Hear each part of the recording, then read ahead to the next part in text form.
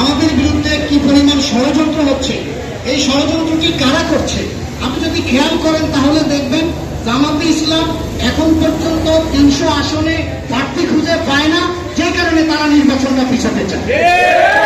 আপনি যদি খেয়াল করেন তাহলে দেখবেন এনসিপি এখন পর্যন্ত প্রত্যেকটি জেলা কমিটি দিতে পারে নাই বিদায়, ওই কারণে তারা নির্বাচনটি পিছাতে চায়। আজকে একটি কথা বলি, এই জামাতে ইসলাম যদি খেয়াল করেন তাদের বিপদের সময় আপনারা পাশে ছিলেন, তাদের বিপদে পাশে থাকবার কারণে আপনাদেরকে রাজাকারের বদনাম কাঁদিয়ে চলতে হয়েছিল। আপনাদের মনে আছে কিনা আমি জানি না, 2018 সালে এই জামাত ইসলামের নিবন্ধন ছিল না। আমার নেত্রী দেশনেত্রী বেগম খালেদা জিয়া তখন তাদেরকে ধানের শীষ মার্কা দিয়ে নির্বাচন করবার সুযোগ দিয়েছিল।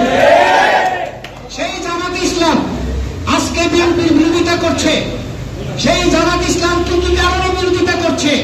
বিএনপির দেশপ্রেমিক বন্ধুরা সকলে এই বিষয়টা জানে।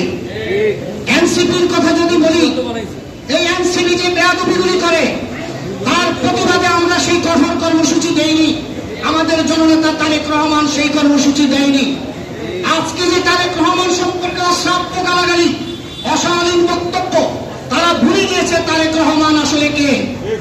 বিশ্বের ইতিহাসে একমাত্র ইতিহাস ঐতিহ্যের প্রতি জননেতা তারেক রহমান। আপনারা যদি খেয়াল করেন, জননেতা তারেক রহমান একজন মুক্তিযোদ্ধার সন্তান, জননেতা তারেক রহমান একজন সেক্টর কমান্ডারের সন্তান, জননেতা তারেক রহমান একজন স্বাধীনতার ঘোষকের সন্তান, জননেতা তারেক রহমান একজন রাষ্ট্রপতির সন্তান, জননেতা তারেক রহমান একজন প্রধানমন্ত্রীর সন্তান, জননেতা তারেক রহমান একজন বিরোধী দলীয় নেত্রীর সন্তান, জননেতা তারেক রহমান বিএনপির ভারপ্রাপ্ত চেয়ারম্যান। এই জাতীয় ব্যক্তিত্ব পৃথিবীর ইতিহাসে খুঁজে দেখেন, বই পুস্তক পড়ে দেখেন, কোথাও খুঁজে পাবেন না। সেই এনসিপি যাদেরকে সিলডেন পার্টি বলা হয়, আজকে তোমরা জননেতা তারেক রহমান সম্পর্কে অশালীন বক্তব্য দিচ্ছ। জননেতা তারেক রহমান গণতন্ত্রের প্রতীক, যে কারণে আমাদেরকে বলেনি তোমাদের প্রতিশোধ নেওয়ার জন্য। কিন্তু আমরা যদি একবার রাস্তায় নামি, এই এনসিপি তোমরা পালানোর পথ পর্যন্ত তোমরা আগুনে হাত দিয়েছ, তোমরা নিজেদেরকে নায়ক ভাবছ। আমি তো মনে করি তোমরা যে আচরণগুলো করছো অবিলম্বেই তোমরা ভিলেনে পরিণত হবে। আমি আরেকটি কথা বলেই আমি আমার বক্তব্য শেষ করতে চাই। আজকে এনসিপি বলেন, জামাত ইসলাম বলেন, যত রকম ষড়যন্ত্র হবে, এই সমুদ্রের মতো বিএনপিকে কোনোভাবেই কোণঠাসা করে রাখা যাবে না। আপনারা জানেন গতকালকে গুলশানে চাঁদাবাজি হয়েছিল। এই চাঁদাবাজি কে করেছিল? এই চাঁদাবাজি করেছিল।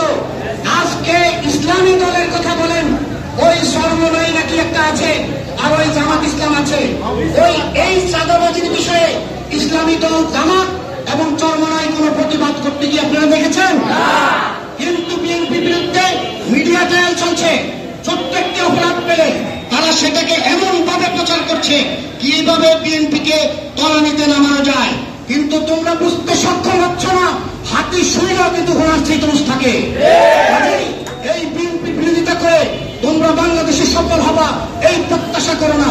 তোমরা আন্দোলন করেছো, আমরা অস্বীকার করি না, কিন্তু এই কথা তো অস্বীকার্য। তোমরা যখন আন্দোলন করছো তখন আমাদের দলের বিএনপি নেতা কর্মীরা অকাতরে গ্রেপ্তার হয়েছিল।